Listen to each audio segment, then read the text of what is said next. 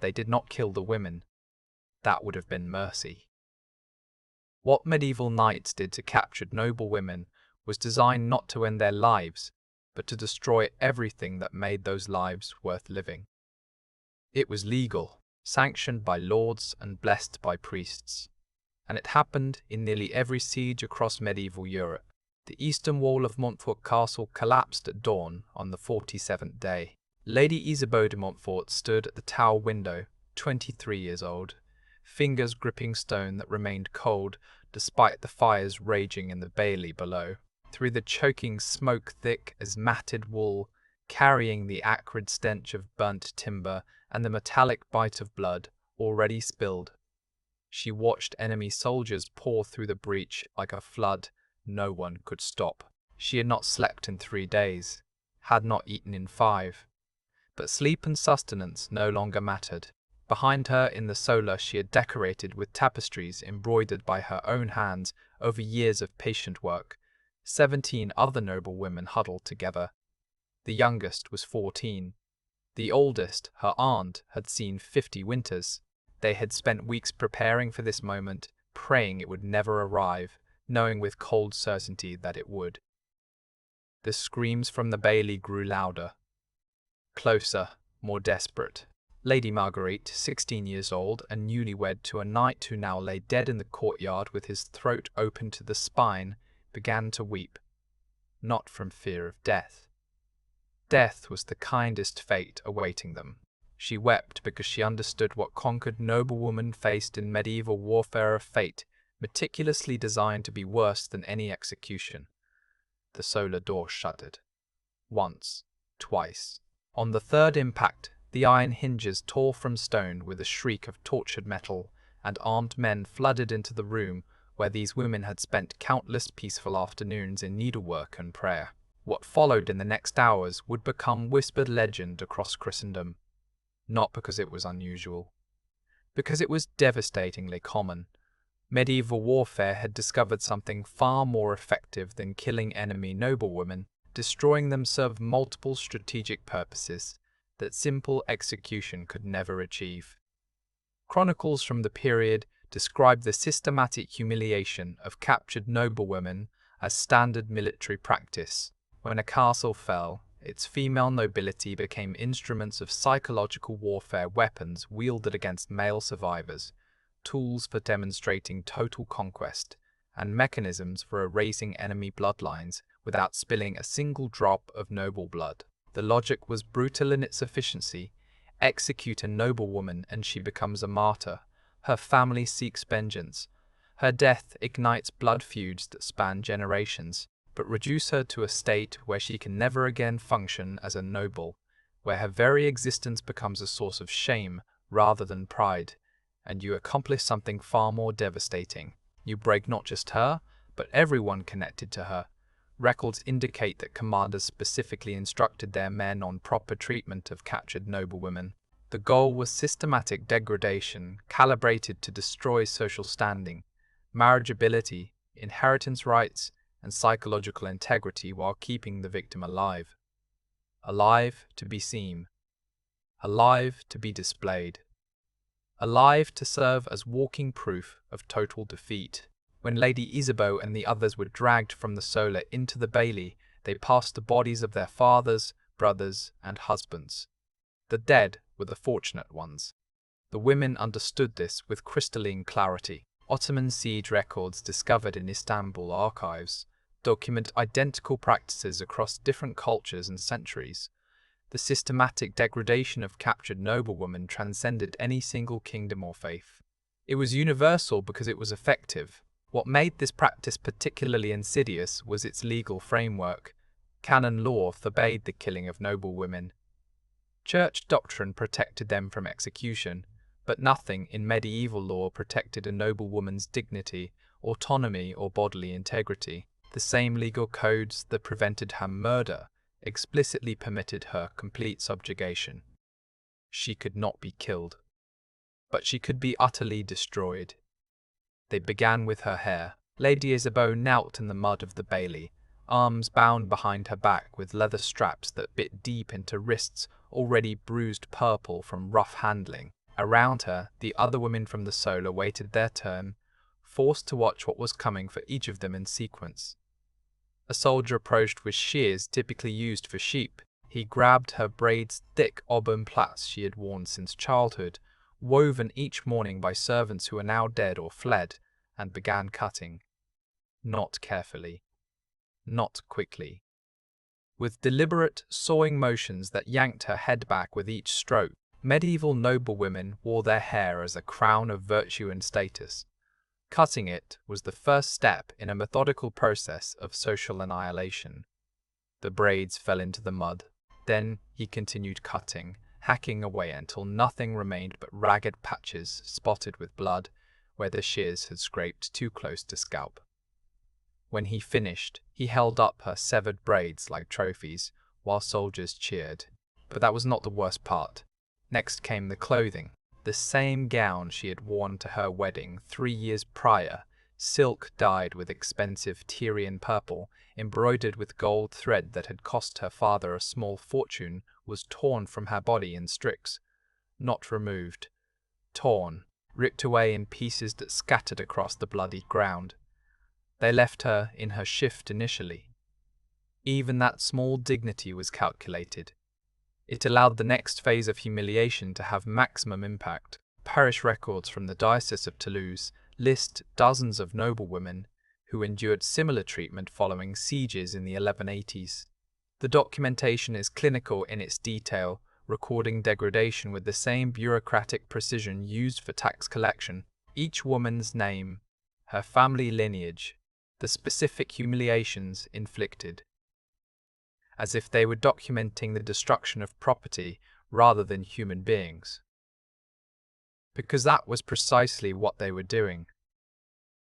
Converting noble women into property through public ceremony, Lady Marguerite, the 16-year-old bride, began screaming when they approached her. The soldiers laughed. Her screams made the entertainment more satisfying. Chronicles mention how crowds of soldiers and camp followers gathered to watch these ceremonies, placing bets on which noblewoman would break first, which would beg, which would maintain silence through the entire ordeal. The degradation served a dual purpose. It destroyed the women while simultaneously entertaining the conquerors. Efficiency and spectacle merged into a single brutal performance. Medieval armies carried branding irons specifically for marking captured noblewomen.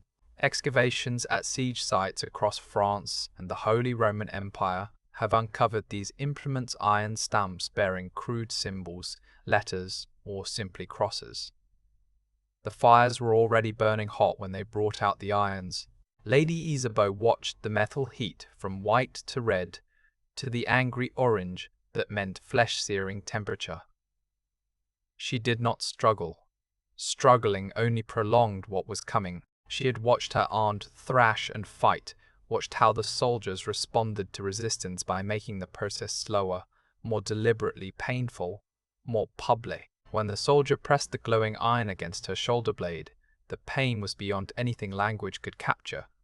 It was not merely physical, it was the sensation of being permanently marked, permanently altered, permanently claimed. The smell of burning flesh mixed with the smoke still hanging over the castle ruins. Her scream tore from somewhere deep in her chest, primal and involuntary. But that was not the worst part. The mark itself was the worst part. It was permanent, indelible. Even if she somehow escaped, even if she somehow returned to her former life, the brand would remain. Every bath, every change of clothing, every intimate moment for the rest of her life would include the reminder that she had been claimed, marked, owned. Letters intercepted by Venetian spies in 1187 described the branding process in cold detail. One letter from a nobleman to his wife warns her that if their castle falls, she should take her own life before capture. Death, he writes, is kinder than bearing the mark. The branding transformed noblewomen from free persons into marked property. It was visible proof of their new status, no longer ladies of noble houses, but conquered possessions who could never again claim their former standing. For women whose entire identity revolved around lineage, honor, and social position. The brand accomplished what no amount of physical torture could achieve. It erased who they were and replaced that identity with a permanent symbol of defeat. 17 women knelt in that bailey. By the time the branding iron cooled, 17 women bore marks they would carry to their graves. And the degradation had only begun. Medieval siege law included specific provisions for the distribution of captured noblewomen. They were spoils of war, subject to division among the victorious forces according to rank and contribution to the siege. The auction took place that same afternoon, while the women still bled from their brands. A wooden platform was constructed in the bailey hastily assembled from doors torn off their hinges, creating a stage elevated just high enough that every soldier could see. The women were brought forward one by one, forced to stand while officers assessed their value. Value was calculated through brutal arithmetic. Age, perceived beauty, family connections, potential for ransom. Each factor was debated openly while the woman in question stood silent, forbidden to speak, forced to endure assessment like livestock at market. Lady Isabeau watched as her aunt, a woman who had advised kings, who had run the castle's affairs with intelligence and grace for 20 years, was sold to a minor knight for the price of a decent warhorse. The humiliation on her aunt's face was absolute, not because of the low price, because there was a price at all. Ottoman ledgers discovered in Istanbul archives document similar practices. Captured noblewomen from Byzantine families were assessed, valued, and distributed according to precise regulations that treated them as treasure, divided after conquest. The documentation is extensive, meticulous, horrifyingly detailed in its objectification. When Lady Isabeau's turn came, the bidding was more spirited. She was young, unmarried beyond her 3-year-old marriage to a man now dead, from a family wealthy enough that ransom remained possible. These factors made her valuable. She was sold to a French knight named Sir Gaspard de Vaux for 32 silver marks and the Flemish destrier. The transaction was recorded in camp ledgers with the same bureaucratic precision used for armor and grain. Her name, her new owner, the price paid, as if she were equipment rather than human. But that was not the worst part. The worst part was understanding that this was legal, sanctioned, that she had no recourse to law or church or any authority that might intervene. Medieval legal codes explicitly permitted the enslavement of captured noblewomen. Canon law forbade their execution, but said nothing about their ownership. She had been transformed from Lady Isabeau de Montfort, woman of property, education, and authority, into an object owned by a man she had never met, without any legal mechanism to challenge her new status. When the auction concluded, 17 women had 17 new owners. Some would be held for ransom. Some would be kept as permanent property. Some would be sold again in other markets farther from home. None would ever again be the women they had been before the wall fell. What followed after Montfort's fall revealed the true architecture of medieval cruelty toward defeated noblewomen. This was not chaos. It was systematic erasure, designed to strip identity piece by piece until nothing recognizable remained. Sir Gaspard de Vaux took Lady Isabeau to his war camp 3 miles from the ruined castle. She was given a coarse wool tunic and assigned to the kitchens. A woman raised to manage estates was forced to cook for soldiers who mocked her failures with laughter.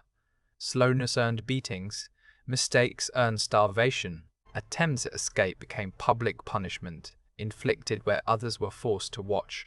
Worse than the labor was proximity. She served men who had killed her family, cleaned armor stained with her world's destruction, and was forbidden any expression of grief or anger.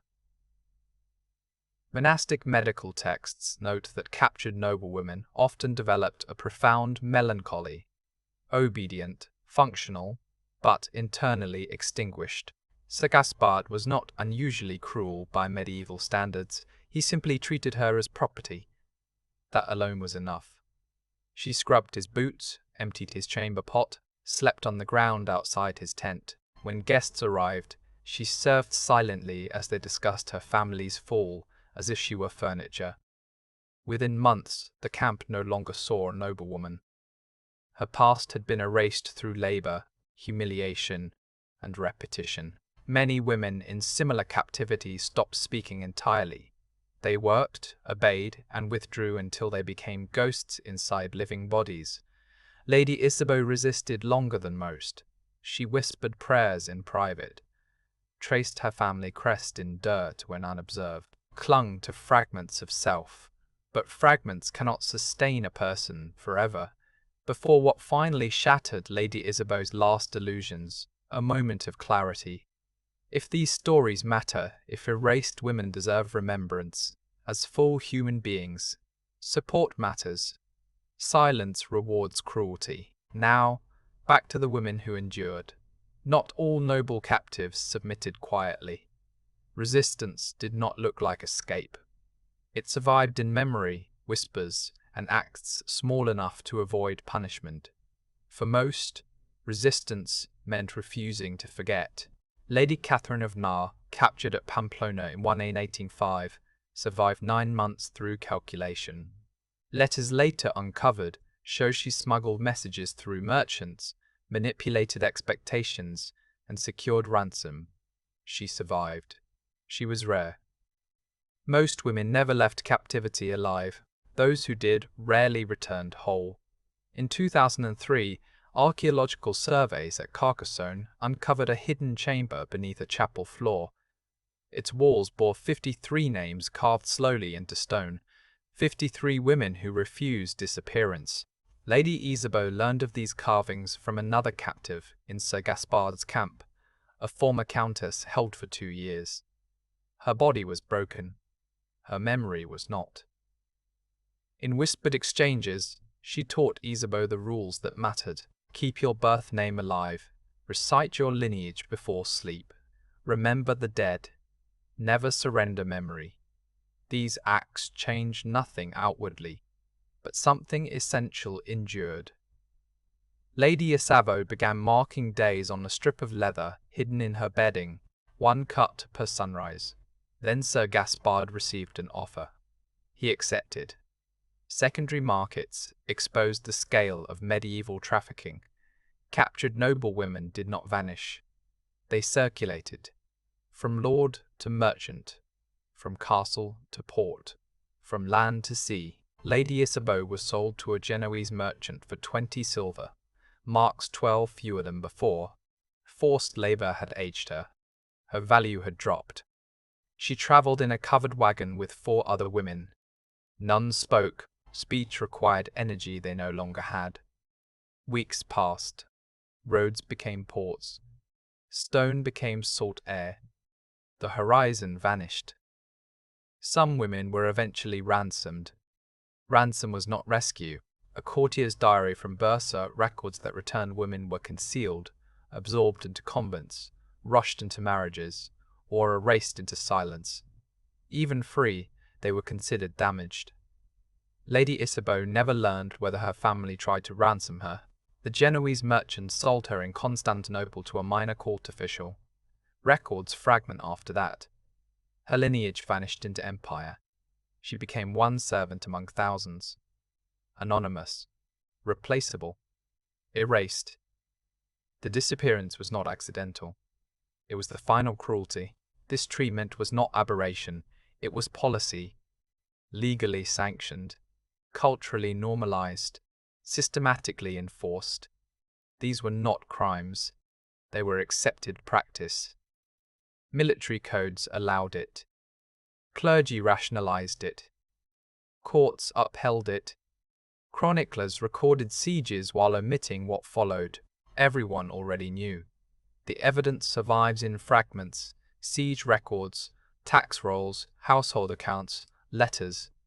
Each reveals a system designed to capture, degrade, and disperse women without killing them. Modern narratives sanitize this history. Women are taken captive, removed, given a fate worse than death.